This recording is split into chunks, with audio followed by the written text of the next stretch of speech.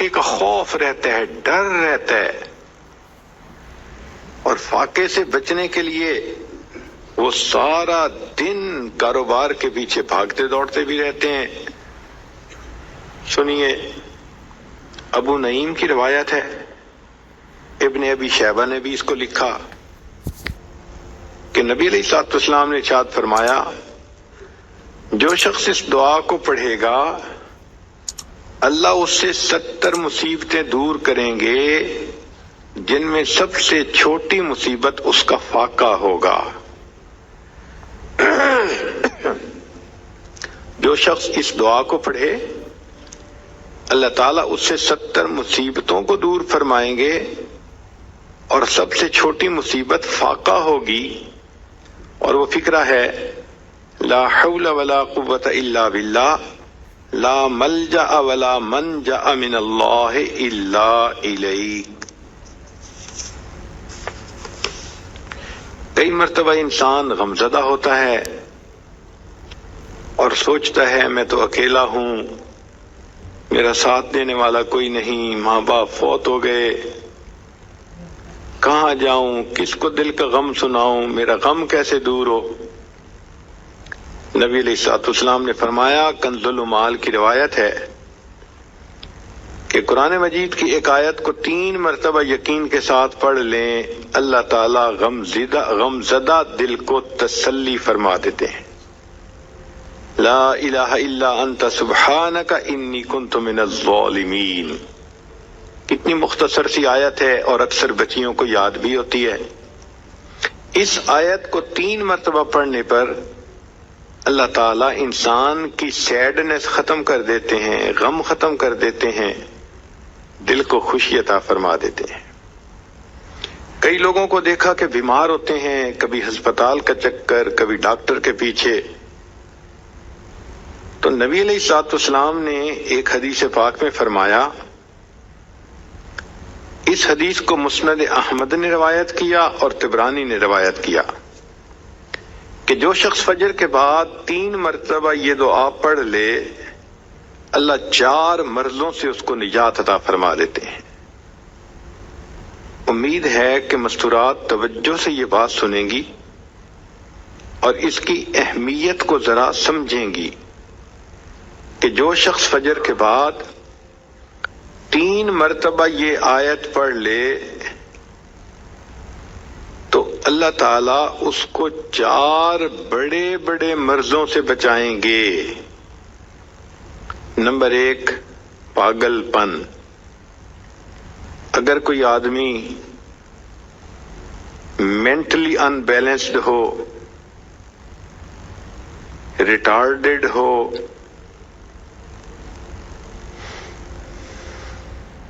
یا جس بندے کو چیزیں بھول جاتی ہوں یا چیزیں یاد نہ رہتی ہوں،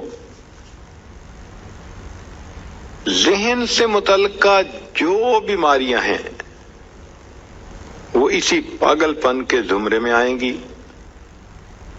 یا کسی کو مرگی کی بیماری ہوتی ہے، وہ بھی اسی زمرے میں آئے گی۔ تو پہلی بیماری جو اللہ تعالیٰ دور کرتے ہیں وہ ہے پاگل پن، اور دوسری بیماری کوڑ پن۔ کوڑ پن کہتے ہیں چہرہ بدصورت ہو جانا۔ یہ بھی ہو سکتا ہے کہ برس کی بیماری ہو جائے، جیسے بعض عورتوں کو جلد بالکل سفید ہو جاتی ہے اور عجیب بدنما چہرہ ہو جاتا ہے، یا کئی مرتبہ جسم پہ تل اتنے نکل آتے ہیں، دانے اتنے نکل آتے ہیں کہ چہرہ بدنما ہو جاتا ہے، یا چہرے پر داغ پڑ جاتے ہیں کالے رنگ کے۔ تو چہرے پہ داغ پڑیں، چہرے پہ دانے بنیں، یا چہرے پہ برس کے نشان پڑیں، کوئی بھی چیز ہوگی وہ اسی کوڑ پن کے زمرے میں شامل ہوگی، جس سے کہ چہرہ انسان کا بدصورت ہوتا ہو۔ یہ بیماری بھی اللہ دور فرما دیں گے۔ اب جن بیچاریوں کو بیوٹی پارلر پہ جانے کا شوق رہتا ہے اور اپنے فیس پہ پتہ نہیں کیا کیا پروسیس وہ کرواتی ہیں، تو ان کو تو چاہیے کہ وہ اس آیت کو یا اس فکرے کو بار بار پڑھیں تاکہ اللہ تعالیٰ ان کے چہروں کی خوبصورتی دیر تک سلامت رکھیں۔ اور تیسری چیز ہے اندھا پن۔ اندھے پن سے مراد یہ کہ آنکھوں کی بینائی ہی چلی گئی، یا آنکھوں میں موتیا بند آ گیا، یا آنکھوں پہ اینک لگانی پڑ گئی۔ یہ سب ایک ہی بیماری کی تفصیلات ہیں۔ تو جن کی نظر کمزور وہ بھی پڑھ سکتی ہیں، یا جن کو لینز لگانے پڑتے ہیں، کنٹیکٹ لینز سے ہی یا کوئی اور، اس مصیبت سے بھی جان چھوٹ گئی۔ اور جن کی بینائی چلی گئی، اللہ ان کے لیے بھی آسانیاں فرما دیتے ہیں۔ تو پاگل پن کی بیماری ختم، کوڑ پن کی بیماری ختم، اندھے پن کی بیماری ختم، اور چوتھا فرمایا فالج کی بیماری ختم۔ فالج ایک تو ہوتا ہے کہ انسان کا ہاتھ یا پاؤں کام ہی نہ کریں، اور ایک یہ بھی ہوتا ہے کہ اتنی ویکنس کہ عورت کہتی ہے مجھ سے تو کھڑا ہی نہیں ہوا جاتا، میرے پاؤں سن ہو جاتے ہیں، میرے ہاتھ سن ہو جاتے ہیں۔ یہ ساری چیزیں کمزوری اور فالج کی ابتدائی سٹیجز ہیں، تو یہ سب چیزیں ٹھیک ہو جاتی ہیں۔ اب بتائیں کہ اتنی بڑی بڑی بیماریوں سے جس بندے کو بچنے کی خوشخبری مل رہی ہو، تو وہ تو پھر اس عمل کو کیے بغیر رہ ہی نہیں سکتا۔ اور یہ عمل دیکھو چھوٹا کتنا ہے۔ وہ جو فکرہ فرمایا حدیث میں وہ ہے سبحان اللہ العظیم وبحمدہ ولا حول ولا قوت الا باللہ۔ اتنا سا فکرہ پڑھنے پر اللہ چہرہ بھی پر نور بنا دیتے ہیں، میموری بھی تیز کر دیتے ہیں، اللہ تعالیٰ بینائی بھی تیز کر دیتے ہیں، اور اللہ تعالیٰ جسم میں طاقت بھی بھر دیتے ہیں۔ یہاں تک تو نیکیاں کمانا، گناہوں کو بخشوانا، فرشتوں کی دعائیں لینا، غم زدہ دل کو تسلی ملنا، اور بیماریوں سے محفوظ ہونا، اس طرح کے عمل بتائے تھے۔ اب ایک عمل سن لیجئے کہ دجال سے محفوظ ہونا۔